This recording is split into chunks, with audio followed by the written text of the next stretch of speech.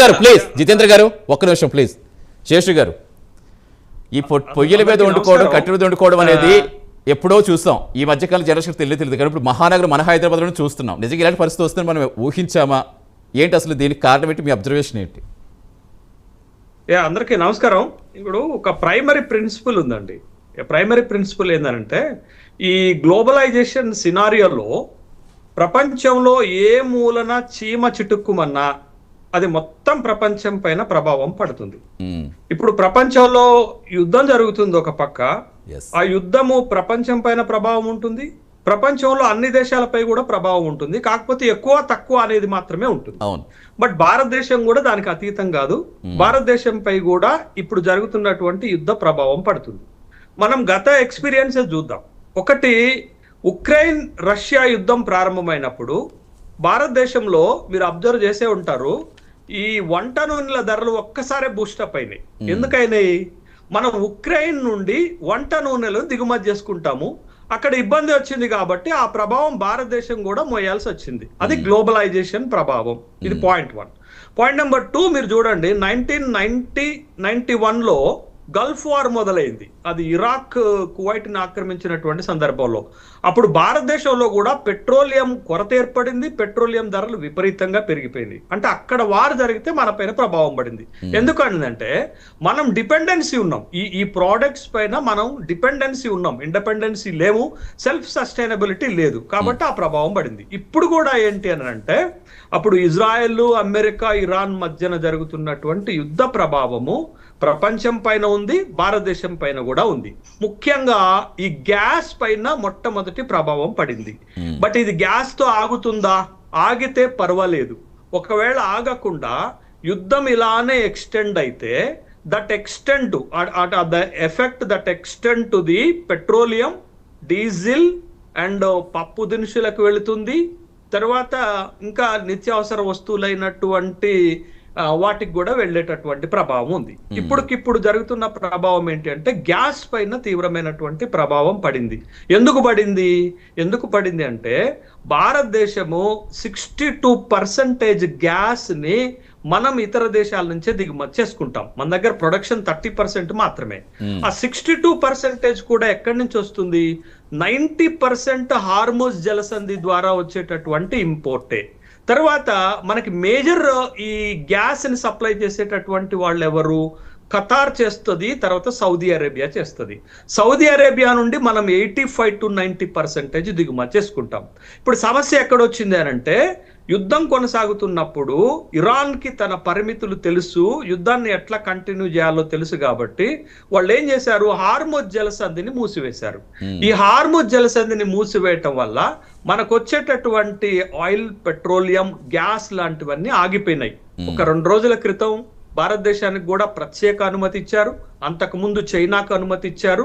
వాళ్ళ నౌకలను వెళ్ళటానికి వాళ్ళు పర్మిషన్ ఇచ్చారు, స్వేచ్ఛనిచ్చారు, పర్వాలేదు. కానీ మనకి యుద్ధం ప్రారంభమవుతున్నప్పుడు మన దగ్గర ఉన్న రిజర్వ్స్ 25 రోజులకు మాత్రమే సరిపోయేటటువంటి గ్యాస్ రిజర్వ్స్ ఉన్నాయి. ఇప్పటికే యుద్ధం మొదలై 14 రోజులు అవుతుంది. 14 రోజుల తర్వాత 3-4 రోజుల తర్వాత వాళ్ళు హార్మూజ్ జలసంధిని మూసివేశారు. మూసివేసిన తర్వాత మనకు వచ్చేటటువంటి దగ్గర 1000 నౌకలను ఆపేశారు. వాళ్ళు 1000 నౌకలను ఆపేసి ఒక్క రోజు క్రితమే భారతదేశానికి సంబంధించినటువంటి నౌకలను కూడా విడుదల చేస్తే, సహజంగా మన దగ్గర ఏర్పడింది ఏంటి అని అంటే, గ్యాస్ కొరత ఏర్పడింది. కొరత ఏర్పడటంతో గ్యాస్ ధర పెరిగింది. మీరు 60 రూపాయలు సిలిండర్ ధర పెరిగినటువంటిది, కమర్షియల్ మీద ధర పెరిగింది. సరే, డొమెస్టిక్ కొంత కంట్రోల్ ఉన్నా. తర్వాత గ్యాస్ ధర కొరత ఏర్పడింది. తర్వాత మూడోది, గ్యాస్ బుకింగ్ నిబంధనలు కూడా మార్చారు. గతంలో 15 రోజులుండే, యుద్ధం మొదలైన తర్వాత 21 రోజుకి, 25 రోజులకి, ఇప్పుడు గ్రామీణ ప్రాంతాల్లో అయితే 45 రోజులకు పెంచారు. అంటే ఈ కొరతని అధిగమించేటటువంటి ఒక రెగ్యులేటరీ వ్యవస్థని దేశంలో చేస్తున్నారనేది వాస్తవం. ఎందుకంటే ఇది ప్రపంచం మీద పడింది, మన మీద పడింది. మీకు ఒక చిన్న ఎగ్జాంపుల్ చెప్తానండి. యుద్ధం జరిగేటప్పుడు కామన్ గా ఎదురయ్యేటటువంటి పరిస్థితి ఏంటంటే, బ్లాక్ మార్కెటింగ్ జరుగుతుంది, కృత్రిమ కొరత జరుగుతుంది.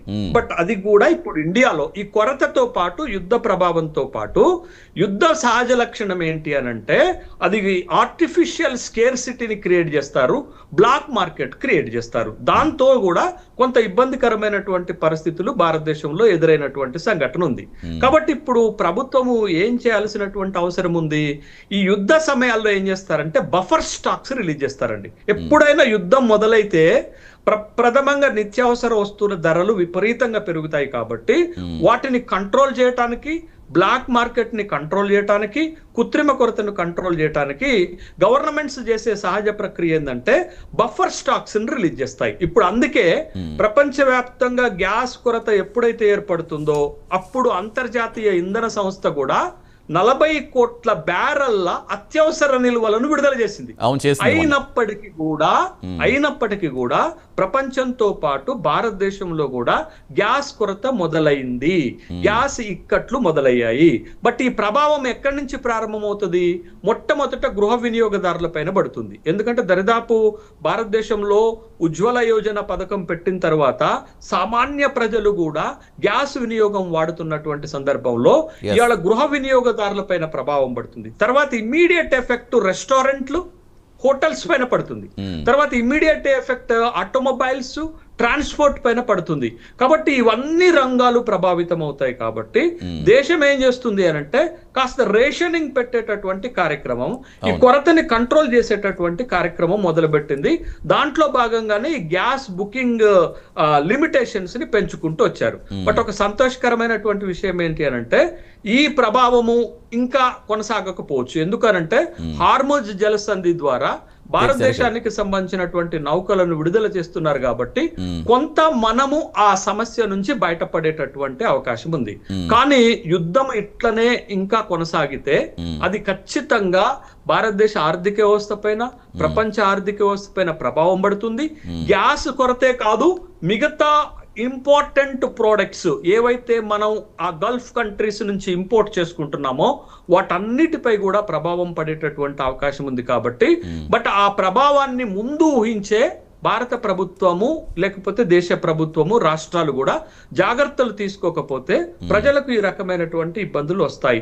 బట్ ఇప్పటికే గ్యాస్ సమస్య మొదలైంది. బట్ దాన్ని కంట్రోల్ చేసేటటువంటి కార్యక్రమాలు చేస్తున్న క్రమంలోనే కమర్షియల్ గా ఇవాళ మనం ఒప్పుకోకపోయిన సమస్య ఉంది. బట్ గృహ వినియోగదారులకు కొంత వెసులుబాటు వచ్చేటటువంటి కొనసాగితే ఈ పరిస్థితి ఇంకా తీవ్రమవుతుంది. ఇది ఒకటి. రెండోది మనం గమనించాల్సినటువంటి ఇంకో అంశం ఏంటంటే ఒక సౌదీ అరేబియా కాదు, ఇవాళ ఇరాక్ ఒక స్మార్ట్ గేమ్ ఆడుతుంది.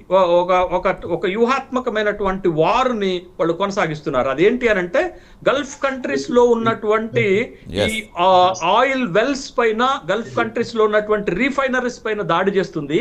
ఖతార్ లో ప్రపంచంలోనే అతిపెద్ద గ్యాస్ ఒక రిఫైనరీ ఉంది, ఎల్ఎన్జి ఉన్నది, లిక్విఫైడ్ న్యాచురల్ గ్యాస్. దానిపై కూడా ఒక వారం రోజుల క్రితం దాడి చేసింది. వాళ్ళు ఏం చేశారు? ప్రొడక్షన్ ఆపేశారు.